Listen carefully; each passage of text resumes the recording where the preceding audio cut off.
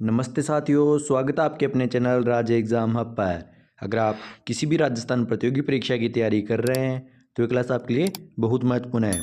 आज हम इस क्लास में कक्षा 9 की राजस्थान अध्ययन पुस्तक की किताब से राजस्थान में जनजातीय आंदोलनों के महत्वपूर्ण वन लाइनर क्वेश्चनों के बारे में चर्चा करेंगे, क्योंकि जो ये वन लाइनर क्वेश्चन है इनमें से कई बार एग्जाम में सीधे सीधे क्वेश्चन पूछ लिए जाते हैं। तो ये क्लास बहुत महत्वपूर्ण है। तो अगर आपको ये क्वेश्चन पसंद आए तो चैनल को सब्सक्राइब करना और ये क्लास अपने दोस्तों को भी शेयर कर देना ताकि उनको भी मदद मिल सके।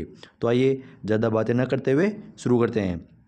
तो देखिए, मेरो द्वारा आबाद क्षेत्र के किन रियासतों के संयुक्त रूप से अधीन थे। तो जो मेरो मेरो द्वारा जो आबाद क्षेत्र थे वह किन रियासतों के संयुक्त रूप से अधीन थे। तो जो मेरो द्वारा जो आबाद क्षेत्र थे ना, यह है मेवाड़, मारवाड़ व अजमेर रियासतों के संयुक्त रूप से अधीन थे। कौन कौन सी रियासतें?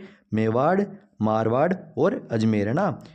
ये रियासतों के अधीन थे। कौन? मेरो द्वारा आबाद क्षेत्र। मेर विद्रोह कब शुरू हुआ? तो जो मेर विद्रोह था अर्थात मेरो द्वारा जो विद्रोह किया गया था वह 1818 में शुरू हुआ था। कब हुआ था मेर विद्रोह शुरू? तो याद रखना, मेर विद्रोह 1818 में शुरू हुआ था। भील विद्रोह के समय उदयपुर का पॉलिटिकल एजेंट कौन था? तो जो जिस समय भील विद्रोह हुआ था उस समय उदयपुर का पॉलिटिकल एजेंट कौन था? तो उस टाइम पे कर्नल जेम्स टोड। याद रखना, जिस टाइम पे भील विद्रोह हुआ था ना उस समय उदयपुर का पॉलिटिकल एजेंट था कर्नल जेम्स टोड। गोविंदगिरी कहाँ के मूल निवासी थे? तो जो ये गोविंदगिरी थे, गोविंदगिरी बेड़सा गांव डूंगरपुर के निवासी थे, है ना। जो गोविंदगिरी थे ना, गोविंदगिरी, तो जो ये गोविंदगिरी ये बेड़सा गांव डूंगरपुर के निवासी थे। गोविंदगिरी किस जाति के थे? तो गोविंदगिरी ये बंजारा जाति के थे। गोविंदगिरी के आध्यात्मिक गुरु कौन थे? तो साधु राजगिरी।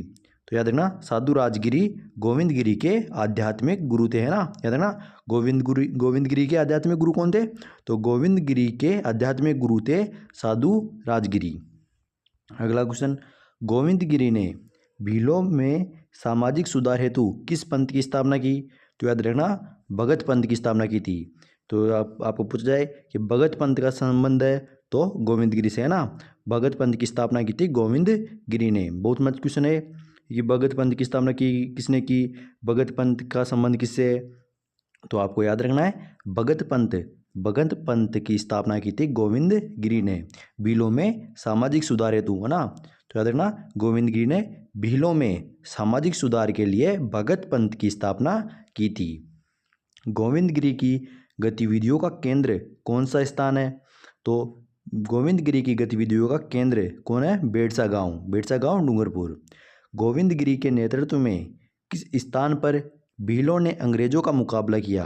तो याद रखना, गोविंदगिरी के नेतृत्व में किसके? गोविंदगिरी के नेतृत्व में किस स्थान पर? तो मानगढ़ पहाड़ी पर भीलों ने अंग्रेजों का मुकाबला किया था।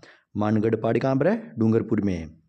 तो याद रखना, गोविंदगिरी के नेतृत्व में मानगढ़ पहाड़ी डूंगरपुर में भीलों ने अंग्रेजों का मुकाबला किया था।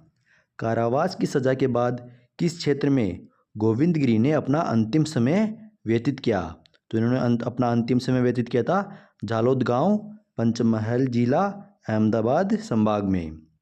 मोतीलाल तेजावत किस जाति के थे? तो जो मोतीलाल तेजावत है यह ओसवाल बनिया थे। कौन थे? ओसवाल बनिया थे मोतीलाल तेजावत।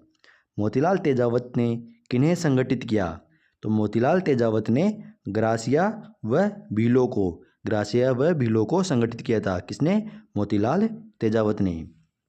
अगला, सरकारी नौकरी छोड़कर मोतीलाल तेजावत ने कौन सा व्यवसाय शुरू किया? तो सरकारी नौकरी छोड़कर मोतीलाल तेजावत ने परचून व्यवसाय शुरू किया था।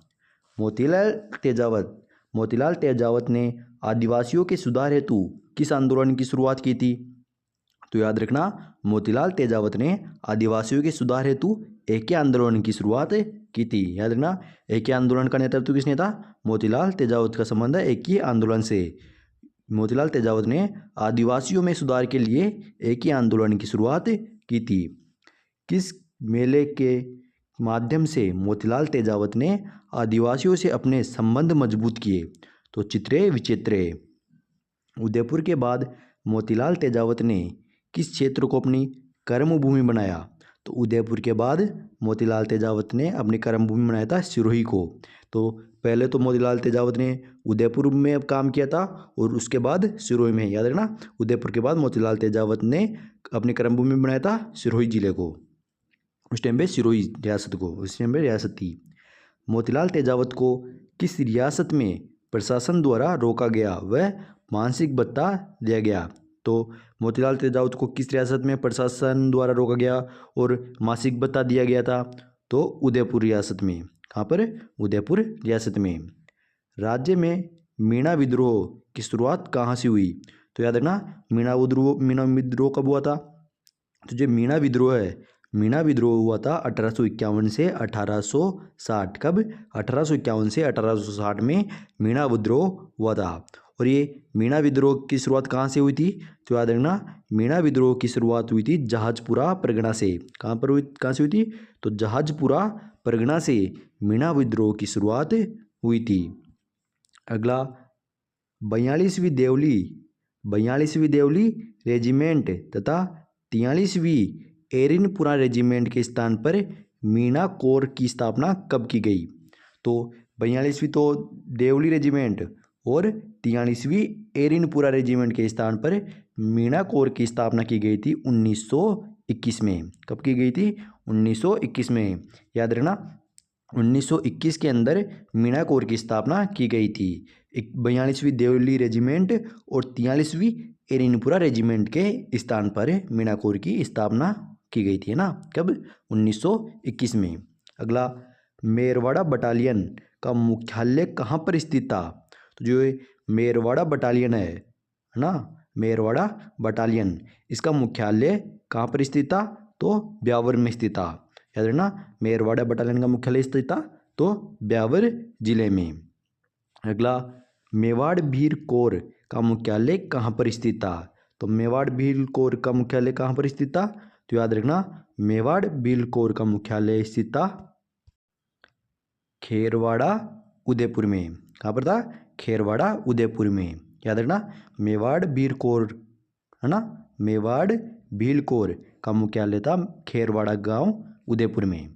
तो आज की क्लास यहीं समाप्त करते हैं। अगली क्लास में हम राजस्थान में जनजागृति और प्रजामंडल के बारे में चर्चा करेंगे। तो आज की क्लास यहीं समाप्त करते हैं, आगे की चर्चा अगली क्लास में करेंगे। तब तक अगर आपने हमारे यूट्यूब चैनल को सब्सक्राइब नहीं किया है तो सब्सक्राइब कर देना, वीडियो को लाइक कर देना और कमेंट करके बताना आपको कैसा लगा। तो आगे की चर्चा अगली क्लास में करेंगे। तब तक के लिए धन्यवाद।